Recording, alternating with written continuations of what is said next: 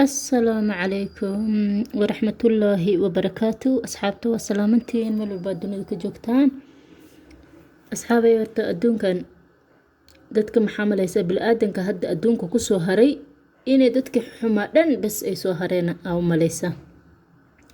dadka humanity ama bini'aadanimada inay kasii dhamaanaysa u malaysa because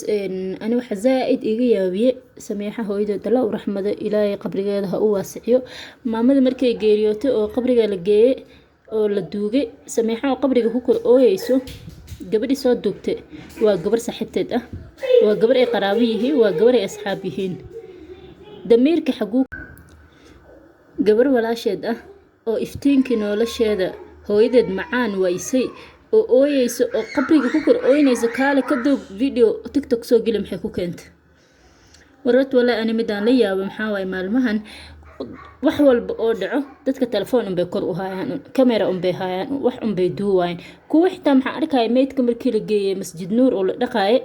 masaajidka iska soo duuwaayo maxaa lahaa ii sheeg dhaxdiisa xitaa camera iska duuwaayo TikTok iska duuwaayo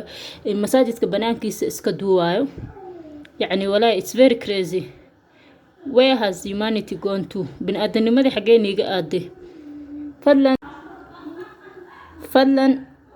videogaas gabadha miskiinta say niga codsatay kaas kii hooyadeedba iska bixiya YouTube macala ii sheeg TikTok meesha lagu arkana report hala dhaho why because waa bini'aadanimo ma aha saas waa dadan damiir lahayn oo dareen lahayn dadka saas sameynaa walaa dad fiican ah ani waa la yaabay walaalayaal meel ay tacsiid taalo oo qof dhintay camera hala ordina kamerada dhulka dhiga always meelaha farxadda jirto wax ka soo duubta laakiin meelaha murugada jirto oo geerida taalo dadka tacsiid u taalo maxaa duwanaysiin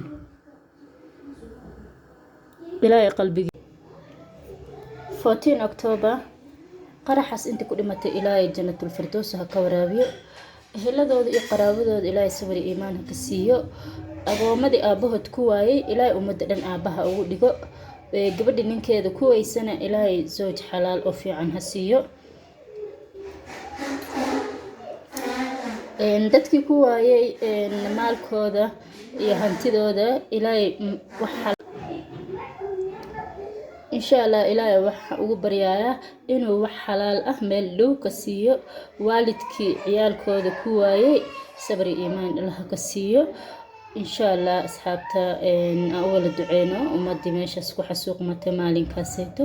إلهي وحن كبريايا تاس تعمل إنه يسمر دم بنقول دعين بإذن الله إلهي وهنا تسمو حس عمل